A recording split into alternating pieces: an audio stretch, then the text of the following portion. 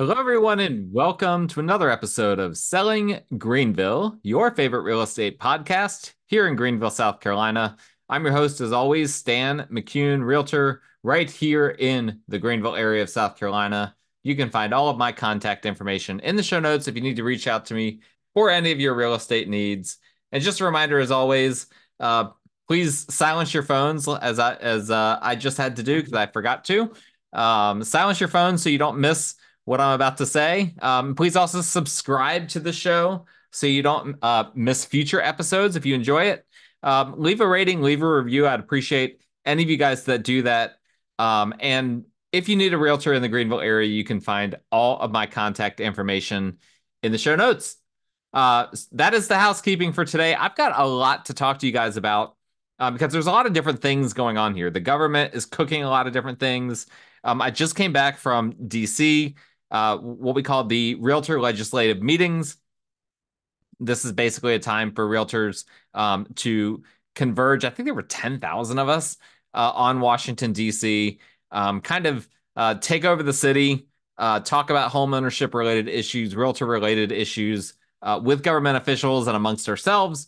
We also talked about the National Association of Realtors commission settlements. So we're going to be talking about that in this episode. I'm also going to be talking about some changes that are going to be made to wholesaling on the state level in South Carolina. And then we're going to be talking about elections and candidates that are running for local and state office. I'm not going to be talking about specific candidates, but talking high level on some of this stuff. So stay tuned if you're interested. A lot of people tell me that they enjoy my content when I talk about politics because there's not a whole lot of people talking about local politics. I have to be more careful now than in the past because now I'm privy to some confidential information, whereas in the past I was simply able to speculate without any potential concern for repercussions. I can't do that anymore, but I do have some good content for you guys. So please listen to the entire episode. But we're going to start off with the DCRLM. Of course, they've got to make everything into an acronym. Realtor Legislative Meetings. Some people call it the mid-year. That's a common thing that I learned amongst realtors. But I went to DC last week. It was a really good time for this conference, and it was about all things national real estate and how real estate interplays with the federal government. So we have these big sessions with the whole group and then smaller breakout sessions. There was an expo. There was receptions for city, region, and state groups. So I literally had 3 different receptions, a Greenville one, a Region 4 reception, and a State of South Carolina reception. And then we also had meetings with actual legislators at Capitol Hill. So that was fun. But in general, I just want to talk about more high level to start here.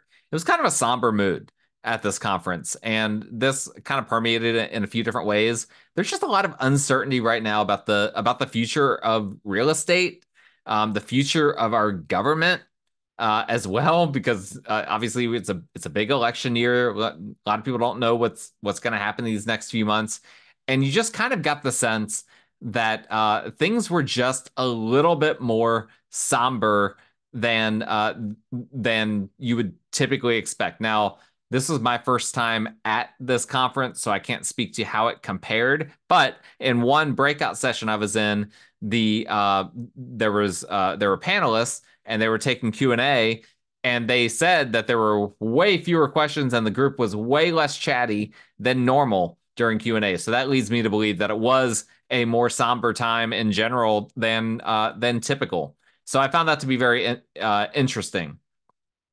A lot of this conference, in terms of the sessions, were alternating between the National Association of Realtors settlement over commissions, as well as artificial intelligence. So I've joked with some people that we kind of alternated constantly between saying the word settlement and AI over and over and over again. In general, I will say there were some helpful things that came out of it with regard to the NAR settlement. For those of you interested in that, I've talked about this before, so I'm not going to go into a lot of details about it.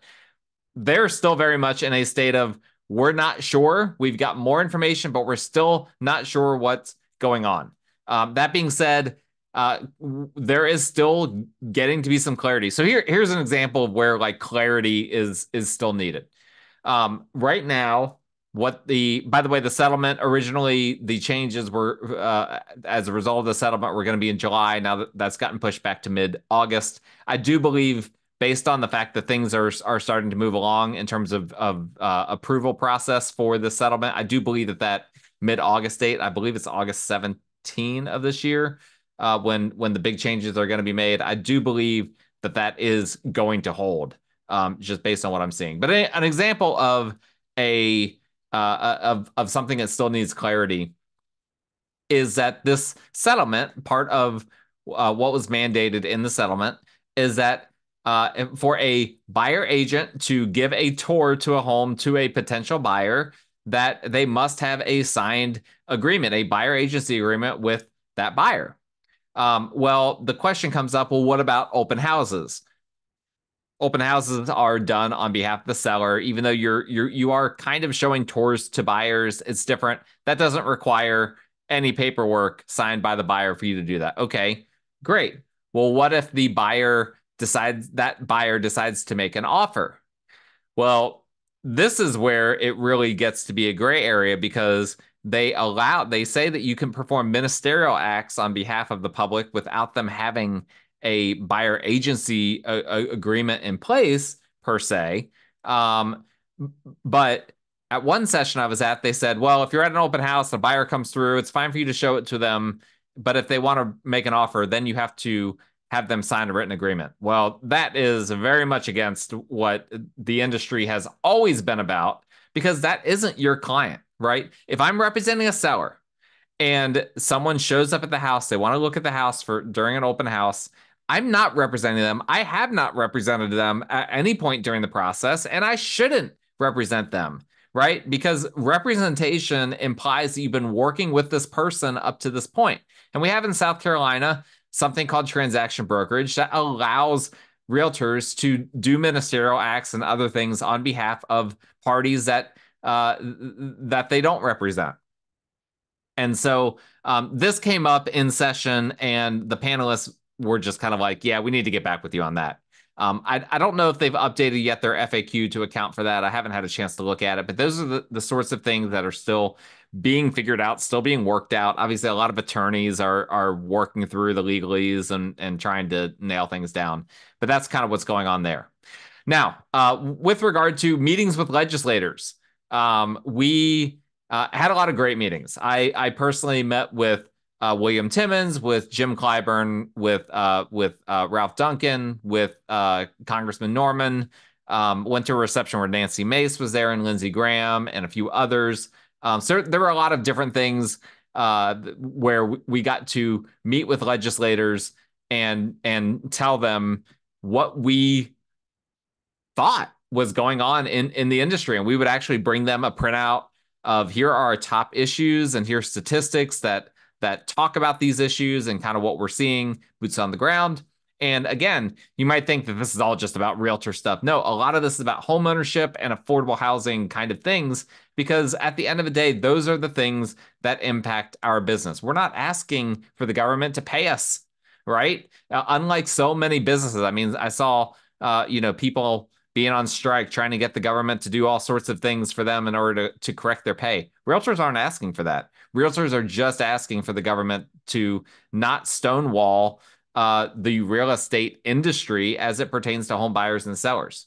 Well, it was interesting talking to some of these legislators that they actually do kind of have an idea of what's going on, and that's because they are impacted by these higher mortgage rates. Multiple of these legislators that we spoke to told us that the past couple of years, have either been looking for a house or decide to purchase a house or decide not to purchase the house, and were impacted by mortgage rates. And I found that to be really fascinating. That was great intel for me personally, that, okay, our legislators understand the high rates are impacting people because they're impacting our legislators. Now we just need to get them to understand some of the other pieces of the equation and some of the things that they can do. They can't impact rates, obviously. That's something that is, at least for the time being, outside of their control, because the Fed, nonpartisan group, nonpartisan organization, um, at least for now, right? And so the Fed controls essentially what happens in mortgage rates indirectly, or directly, depending on how you look at it. But our legislators are aware that housing affordability is really, really bad. Now, some of them have solutions I agree with. Some of them have solutions I don't agree with, and some of them have no solutions at all. They just have guesses. And there was one person that we spoke to. I won't mention this person's name, but this person, not even going to say if it was a he or she. This person said a few things that clearly they did not they had a superficial understanding of our issues. So I was able to pick up very quick on whether the people we were talking to seemed to have a grasp of real estate related issues, or whether they were just kind of, being political and just kind of BSing us. Definitely ran into that as well. But those meetings went really well. It was cool to get in there. We actually had to wait outside the Capitol for a while because the president was actually giving a speech, and then we got into the Capitol, into one of the Senate buildings. Yeah, I can't remember exactly which building we ended up getting into, because we ended up going in a back way because William Timmons got us in. And so that was kind of interesting. Then we got on the steps of the Capitol, and from there we got to see the presidential motorcade go by. And so that was all very interesting, and I enjoyed my time in DC. I'm glad that I got to go there and experience all that. And it's a yearly thing, so hopefully I will get to go in future years as well. But let's talk about the state of South Carolina more so than the federal government, what's going on there. We've had some changes in the state of South Carolina that have happened within the past week, and I've talked about some of this in the past. But there's one thing in particular I'm going to discuss here, and that is that South Carolina finally passed a law that now goes to the governor's desk. He may have signed it by the time this recording is published. I'm not sure. But among other things, this law says that in order to do real estate wholesaling in South Carolina, you must be a real estate agent, a licensed real estate agent or broker in the state of South Carolina. Okay. Provision number one, to wholesale, you must be a realtor. And then provision number two, I'm kind of oversimplifying how this law is worded because it's not that way.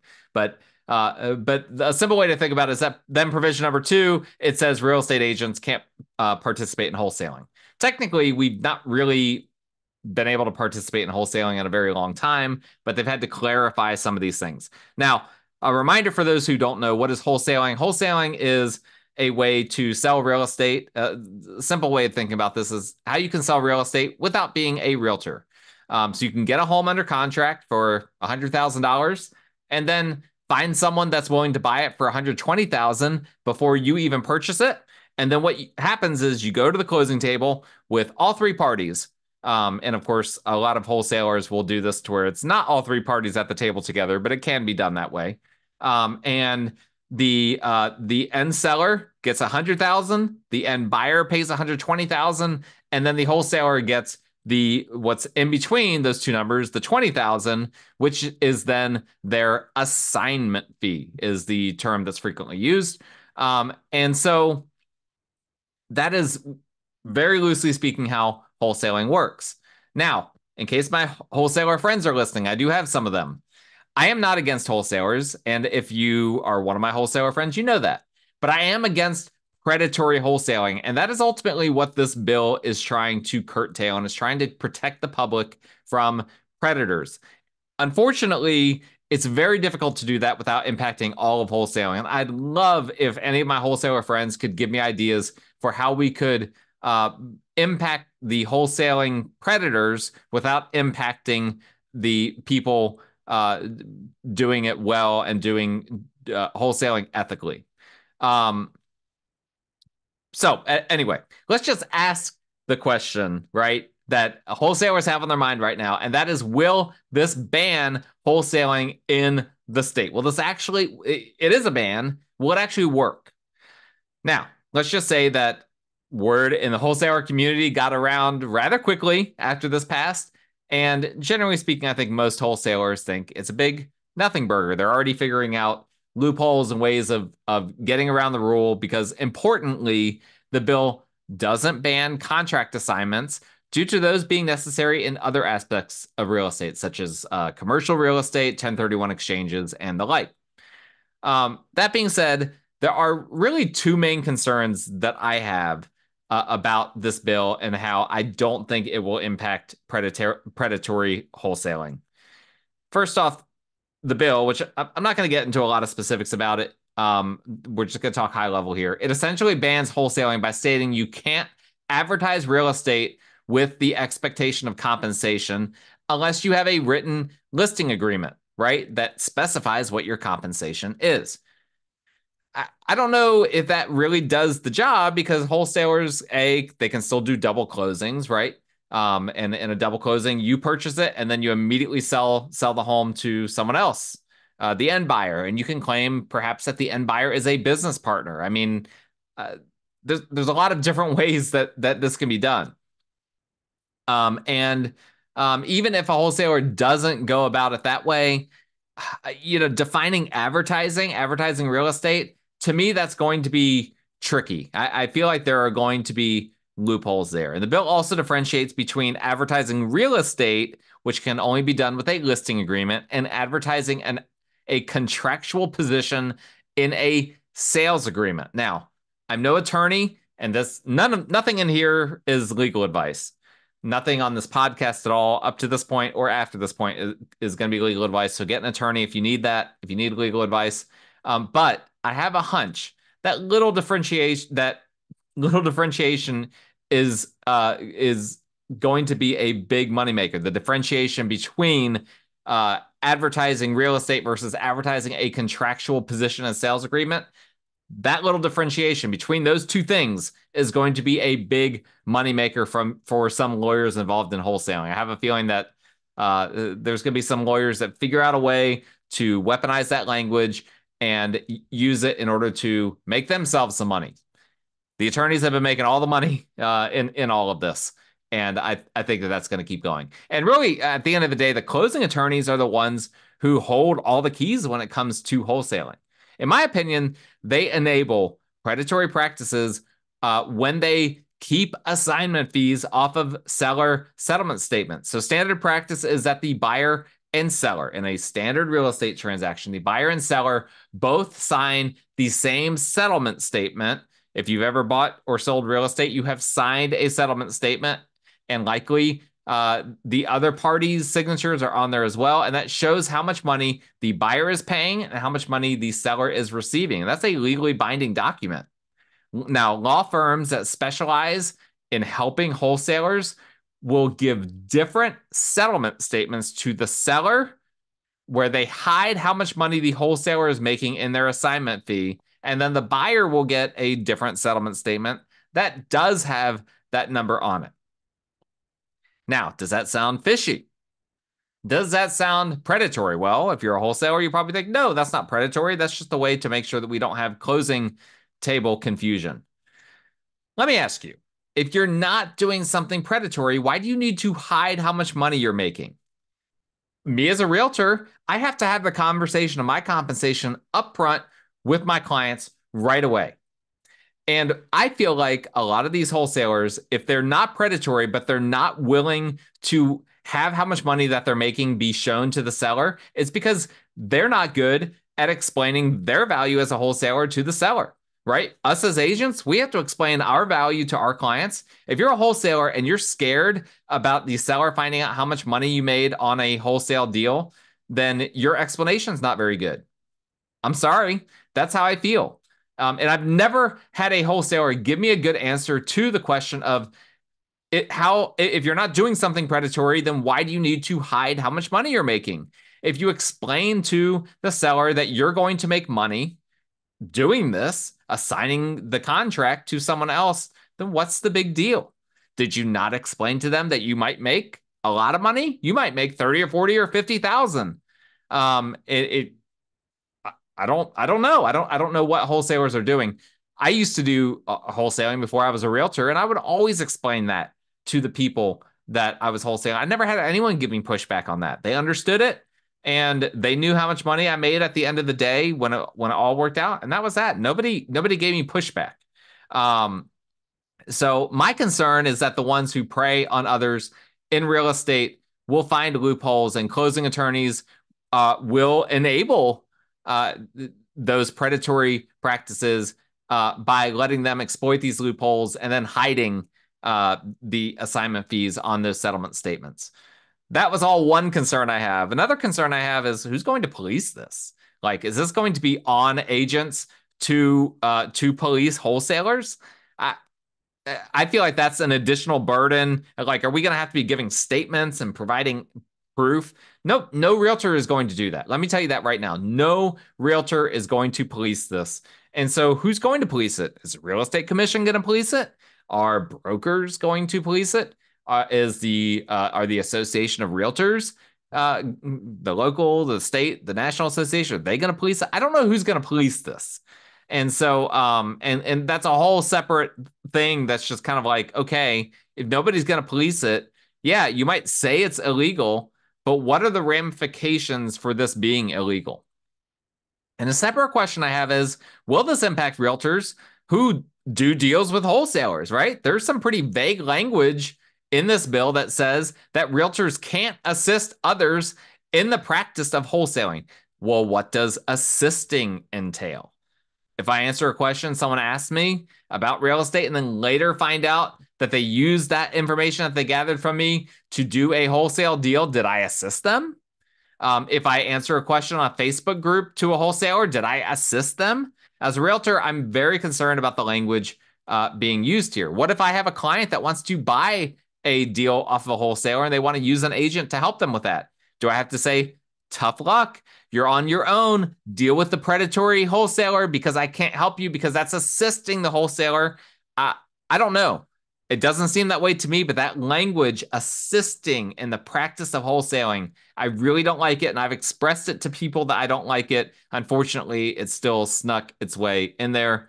And we'll see what happens now.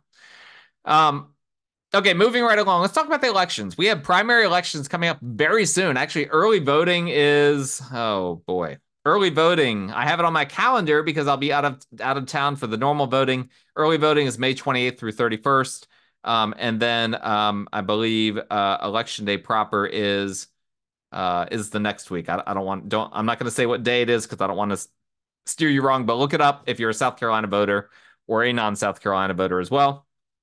But we have primary elections coming up really soon, just a few weeks, with many county council, state house, state senate races. Not a ton of things in the upstate that are going to be city related. We already had a lot of that earlier this year. So this is going to be mostly county, state house, and state senate. Now, most of the primary races are Republican races because, well, Greenville is a heavily Republican area for the most part. And I'll mention this in case you're the type of person that's inclined to wait to vote into a general election rather than a primary election. A lot of these races are going to be decided in the primaries because a lot of these are a one-party race, usually Republican, but there are some Democratic. There are some county council and some other seats that are up for election right now, where it's basically only Democrats running as well. And in those instances, when it's only one party that's running, the primary decides who wins. And we've had some of these races decided by fewer than 10 votes in the past. So it's really important that you guys go out to vote for these primary races. I'm very passionate about that, as you can probably tell. So please go out to vote in a few weeks and make your voice heard. I don't even care who you vote for. We just need to see people participate in democracy. So all that to be said, Greenville is obviously a very heavily Republican area. That's no surprise to everyone, to anyone. And so obviously a lot of these primaries are Republican parties. Are the Republican Party dominating the primary or the only party in that specific primary? Well, you may or may not know that the Republican Party in South Carolina, and this is true of the whole country, but it's definitely true in South Carolina, is more split than I can ever remember. And a very clear theme is emerging where we have the so-called Freedom Caucus Republicans, which are kind of a spiritual successor to the Tea Party of yesteryear. They're not quite MAGA. They're not quite libertarian. They're kind of something in between all of that. But predominantly, they're just very socially conservative. They're very focused on gun rights, the pro-life movement, library books, things of that nature. And so you have those Republicans, and then you have the more moderate Republicans who are campaigning on issues like budget reform, infrastructure, functional government, et cetera, et cetera. Now, I'm not going to make any endorsements on this show. As I've already said, I'm now privy to far too much confidential information that could get me in trouble if I reveal it on here. But I think you need to strongly consider, I'm going to encourage you to strongly consider which side you vote for. If you're voting for Republicans, if you're going to vote for the Freedom Caucus members, or if you're going to vote for the more moderates. I'm not going to tell you which one to vote for, but I am going to say, if you're on the Freedom Caucus side and more focused on social issues, that's totally fine. But I would encourage you to look into the voting records of those running for that group or that claim to be a part of the Freedom Caucus or have shared values with the Freedom Caucus to see what they've done in recent years. And as you can probably sense, I have some concerns with the Freedom Caucus and their approach. And I'll say that in general, I'm troubled because I have seen situations where our state legislature in particular could not even get a motion to adjourn passed because there was so much dysfunction and infighting in the state house, specifically among Republicans. Like it or not, compromise is necessary in government, and those running on platforms that are saying that they won't compromise are either lying or essentially admitting that they will contribute to dysfunction. That's what I keep hearing. People saying, well, I'm not going to compromise, blah, blah, blah, blah, blah. And when I hear that, that's some great red meat for certain people. When I hear that, I hear this is the person that doesn't understand retail politics. Because the reality of the fact is democracy only works in compromise. If you know anything about history, you know that. The Constitution that we have today was the result of intense compromise between parties. And that compromise created something not perfect, but something that served our country really, really well. And had we veered off in either direction from where that compromise went, it might not have turned out the way it did in our country. Now, you might be a cynic and saying our Constitution isn't good and our country's not good. Whatever. I'm not going to argue with you on that. I'm just saying compromise in government is necessary because you're never going to get a bunch of people to agree on every single point. And if someone says they're not going to compromise, that's a big, big red flag for me. And a lot of these people that I'm concerned about are either saying that directly or implying it. But more to the point, when we have crumbling roads, people trying to raise the price of real estate by stonewalling development, people in the state and county intentionally allowing certain builders to do certain things because that helps them out, helps out their campaign, helps out their district. It does bother me when someone comes along and thinks it's a bigger deal that we make a symbolic social gesture like saying that Greenville County is a Second Amendment sanctuary or a right to life county or whatever buzzwords you can think of that isn't anything more than red meat to the base. That bothers me. It's not even meat. It's fluff because those are meaningless distinctions that are not decided by the county. Literally, the county does not have jurisdiction in these sorts of social issues. Those are state level or federal level issues. To me, I prefer it to be on the state level, right? I've always been a proponent of states' rights. That is something, and that's the kind of conservative that I am. And I do identify as, generally speaking, most people would consider me to be a conservative. But we've got to stop government overreach, and we've got people that want to weaponize Greenville County Council to overreach and to step into state issues, even if they're just being symbolic. And a lot of this is just symbolism. Well, guess what? I don't pay taxes and vote for people in county councils to do symbolic gestures. I just don't. And I don't think our issues lie in a lack of social conservatism anyway, right? South Carolina, listen, if you think South Carolina isn't socially conservative enough, then I don't know what state to tell you to move to, right? Maybe Florida. I don't know. Florida is has a diversity of political views in that state. So I'm not even sure if you'll find what you're looking for there. Texas, I don't think you'll find what you're looking for in Texas either. So I don't take it seriously when if someone is really focused on, they think that South Carolina, that the big problem is social issues. To me, that's not a serious person. That's not someone that has really dug into the actual issues facing South Carolinians, in my opinion. And yes, I'm going on a rant here. Absolutely. That I feel like I'm entitled to a rant every now and then.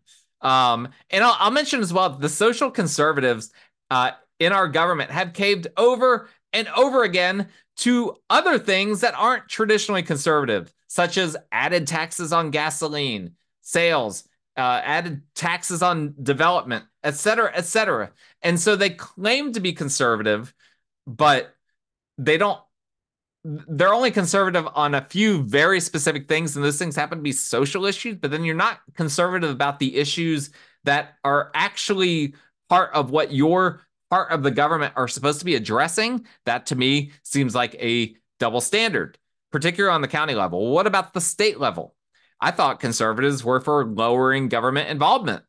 So increasing government involvement in social issues is a concern for me as well, because if the government flips to people with a social agenda I don't like, I don't want them to have the power to ram a bunch of stuff through the state legislature because we've gifted them all of this power over our society, over the social aspects of our area. We don't want, in my opinion, we don't want the government to have its fingers over everything that's happening in our society. And so I don't even like the government being super involved in social issues. Me personally, I know there are going to be listeners that are going to disagree with me on that. And that's fine. We can agree to disagree. But you need to seriously consider whether the people who are claiming to be conservative, whether that conservatism is robust or narrow, because a lot of the conservatives running in the state and county right now are what I would call narrow conservatives. They are single or two issue conservatives, and that's just not what being a conservative is, in my opinion. Okay, now I apologize if you're listening and you're not a conservative, but the reality is that if you're listening to this and you're not a conservative, that probably means that you're interested in investing in South Carolina real estate from outside of the state. And you need to understand that South Carolina is a very conservative state. Okay, you need to understand it's good for you to hear this stuff. So I'll just throw that out there as well.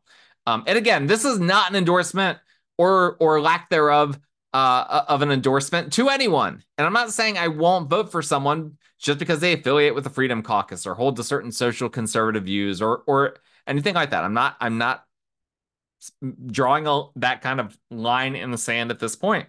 But I have concerns with the approach of people that make these social issues the dominant thing and will not compromise and are inconsistent within their own viewpoints. All right, that's all I'm going to say about that specific thing with the elections. Let's talk about candidates for a second.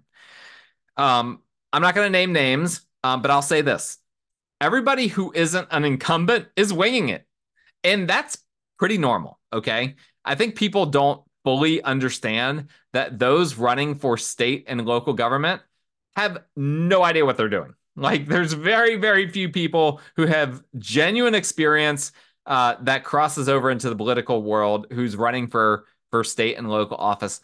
And that's totally fine. And even those who do have that experience from commissions or whatever whatever they might have that experience from, they are still really, really green. I've talked to a lot of these candidates, super duper green. They're still figuring out the issues. They're still figuring out where they even stand on the issues. You've got to know the issues first before you can figure out where you stand on them. They're trying to listen to their constituents and formulate their own opinions based on that.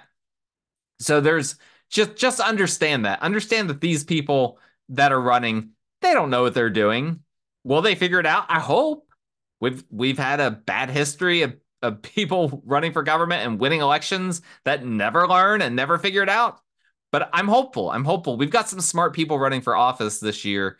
And I'm actually excited about that. I'm excited about several people running for county council, for state house, for state senate, and I think that's going to be. I think it's going to be great. But just understand from the outset, most of these people are very, very green. Now, I've spoken with many of these state and local candidates about homeownership, housing affordability, et cetera.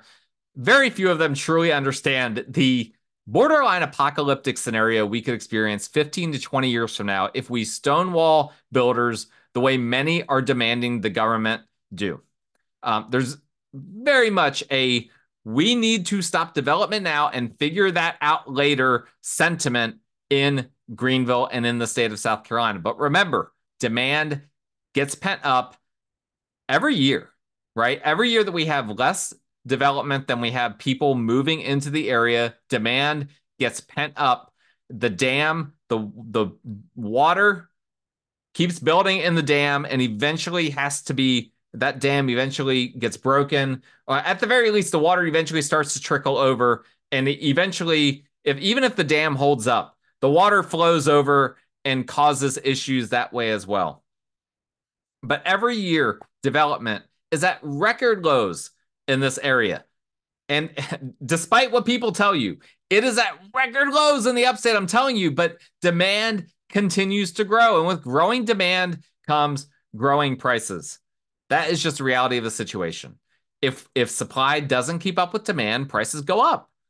And currently, the average first-time home buyer is 35 to 36 years old. If home prices continue to outpace inflation, which they will, if we don't build more, we could see our children needing to be in their 40s, basically, before they can afford a home without parental assistance. That's the reality of where we're at. And that's why I call it a borderline apocalyptic situation. That's not healthy for our economy. That's not healthy for our children, for the next generation. And so why is development being stonewalled? Well, there's two primary reasons that I hear most frequently. One is that people don't like the way tract-built communities look, understandably. And number two, they're concerned about roads not being fixed. Talk about the tract-built communities for just a second. I actually agree with this concern to a certain extent. What has been shown is that actually more high-end housing does have a trickle-down effect to the cheaper communities. So right now, what a lot of these, developers are doing is they're trying to find a cheap middle class product that they can sell. And maybe Greenville is maybe we are tapped out development wise in that specific thing. If I'm willing to concede something, it is that maybe we need to move to kind of forgetting about trying to build new housing for that, lower middle class to middle class demographic and focus on the much cheaper, affordable workforce housing, whatever you want to call it, end of the spectrum where you've got like people that can get housing at 60% or 55% area median income, that type of thing. That would be government subsidized housing, which some may agree with, some may not. I'm just throwing options out there. On the other end of the spectrum, we need more communities that are really, really nice, like $750,000 plus communities. Here's what happens with those communities. People step up into those communities. So someone that's currently in a $500,000 home, they're looking for something nicer.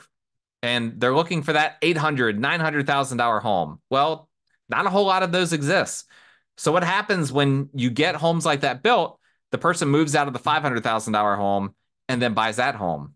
Well, then who buys the $500,000 home? It's someone that's currently living in a $300,000 home. They step up and they purchase that $500,000 home. Well, then what happens to the $300,000 home? Now that becomes available to the person that's stepping up from a cheaper home or to the person that perhaps is currently renting. And so there is, and I'm not just making this up. This isn't just theoretical.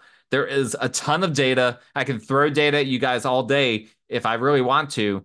That shows that this dynamic happens. It even happens with apartments. And this is the part, there was a whole study done recently in San Francisco about this.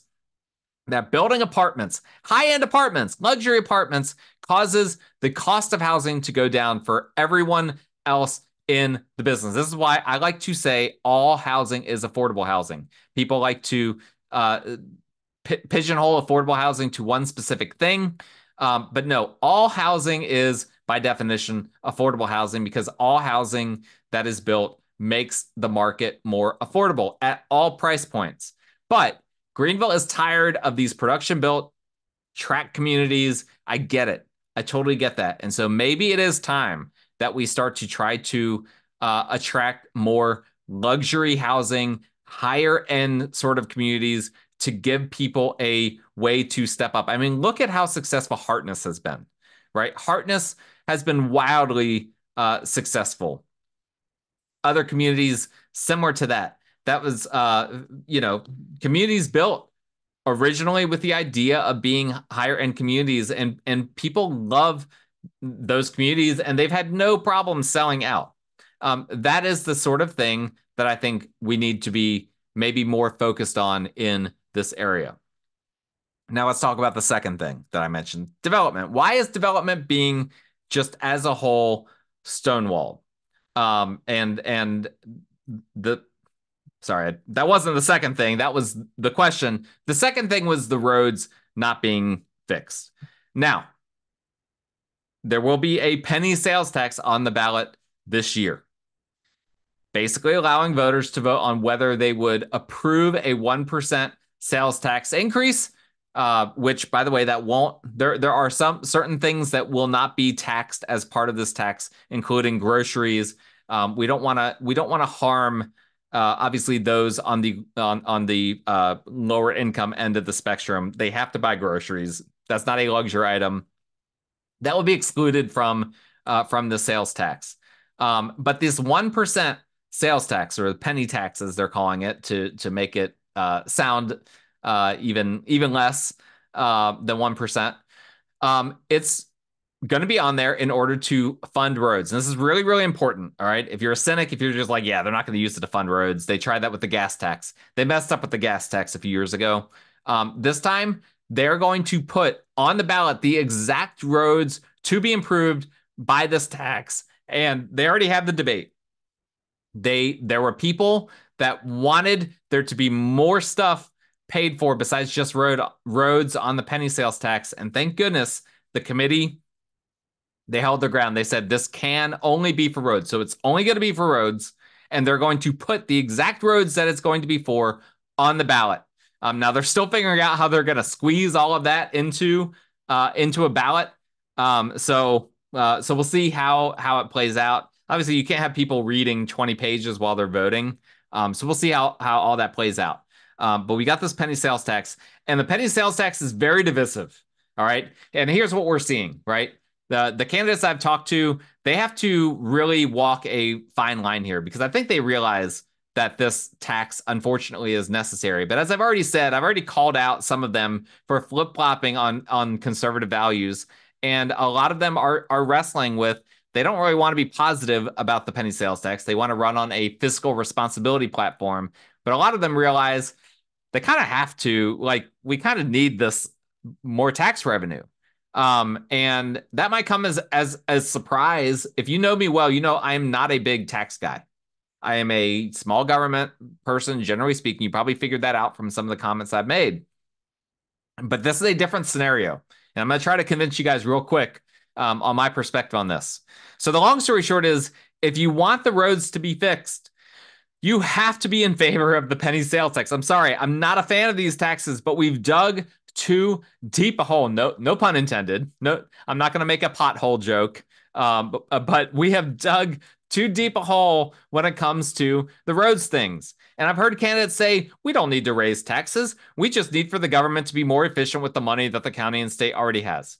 I'm sorry, but people have been saying this for at least a decade now. And it's time to realize that even if we had the money, and I actually don't believe that we do, because it's a multi-billion-dollar problem. Hope you guys like that. I never talk like that into my mic. Multi-billion-dollar problem just in Greenville County alone. Billions of dollars are needed to fix these roads. It's been studied, it's been assessed, it's been quoted. It will be billions of dollars. Okay. Finding ways of completely restructuring the way tax money is spent on the county or state level is far too ambitious of a project for a newbie on county council or in the state house to tackle. They're not going to be able to somehow find a way to completely restructure county or state budgets in order to come up with $2 or $3 billion. It's not going to happen. I'm sorry. It's a pipe dream.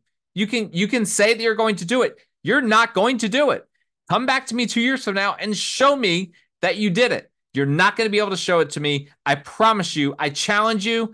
And hey, if you do find a way to do that, I will forever support your campaign, and I will bring you more support than you could ever have guessed, because I've got connections. I've got ways to get you money. But guess what? You're not going to be able to do it because the money isn't there. And similar to the development concern that I've already mentioned, where every year we're digging a deeper hole and things are getting more expensive for the future generations. Similarly, every year we don't fix the roads, they get worse, and then fixing them becomes more expensive, and then there are more roads to fix. So this becomes a compounding problem, and a problem that gets more expensive every year. And people don't like when governments get into debt and run a deficit. I certainly don't. But these roads are a deficit. These roads are similar to if our government was running this huge fiscal deficit and had a huge budget shortfall and was taking on tons of debt. Not fixing these roads creates more of a road deficit, in a similar way to creating a budget deficit that has a bunch of debt. And not fixing them is going to hurt the economy, which long-term impacts tax revenue negatively and creates a spiral that is impossible to stop without then major tax increases. Not a penny sales tax, a 5% tax, a 10% tax, things that people wouldn't really like. Obviously, they never do a 10% tax. They will start taxing a bunch of different things. Oh, we need to do sales. Oh, we need to do VAT. Oh, we need to do another gas tax, all these different things. That's what ends up happening. But if we keep going on this trajectory, we're going to find ourselves in a situation where the only way we can fix our road situation is with major tax increases. And roads are a quality of life thing, right? This is a big deal. This isn't a small problem. This isn't like, okay, we can just ignore that. I drive more or less for a living, right? And not exactly. I'm not a chauffeur, but my job involves heavy driving. So I see these roads. They're not good. They need to be addressed. And even if this tax death spiral somehow were avoided, right? You might be listening to me and you're just like, yeah, there's no tax death spiral. It's not going to happen. Listen, even if that is a fantasy world that doesn't come to fruition, the costs of fixing roads, as I've already said, they go up each year more than our tax revenue is increasing. And so something has to be done. These roads are not going to fix themselves, and the tax revenue currently coming in is not enough. It's just not. This is not a problem that we're just going to fix by saving money. It can only be fixed by spending money. As much as it pains me to say that, and the cost is higher than what the county can currently afford. And I've thought about this a lot. I have thought about this a lot because I do not want to have to spend more money in taxes. It has to happen. I'm sorry. It has to happen. And after much debate, as I've already said, the county agreed, but they're putting this on the ballot. They want the people to agree with them because they don't want the backlash, because they know that there will be backlash if they just put it on here. And here's the interesting thing. It's that they're holding town halls and getting input from people on what roads are important to them. As soon as people realize that roads that they drive on are going to be fixed, they're suddenly okay with the penny sales tax. They come into those meetings angry. I don't want to pay more taxes. And then they realize that the taxes are actually going to help them, and help them in a way that if they just save that money over the course of the year, they wouldn't be helped as much. All of a sudden, the tone changes. And that's a positive, but that shows you, I mean, we're inherently selfish, right? We don't want to spend money. We only want to get money. But in the same token, we want to make sure our tax dollars are spent towards something good and towards something that we'll benefit from. And so this is something that we're finding that people their tone changes once they realize that they're going to be positively impacted by this bill. And so I will be holding my nose to make another weird sound on here. I'll be holding my nose and voting in favor of the penny sales tax, assuming there are no major changes made to it between now and the election, based on what I've heard thus far. And I don't think that there will be. And I will be voting for candidates who hold to my political values while also holding to a spirit of cooperation, which is necessary for a functioning government in today's climate. And I hope that you guys will too. All right, this has been a long episode, but we covered a lot of ground. I hope you guys liked it. Please, if you did like it, actually physically like it by hitting the like button, hit the subscribe button, rate, review, comment, all those good things. If you're watching on YouTube, listening on Apple Podcasts, Spotify, Audio Boom, Google Play, Stitcher Radio, whatever the case may be, please support the show that way. And if you need a realtor in the Greenville area, you've got my contact information because it's in the show notes. Thank you guys. We will talk again next time.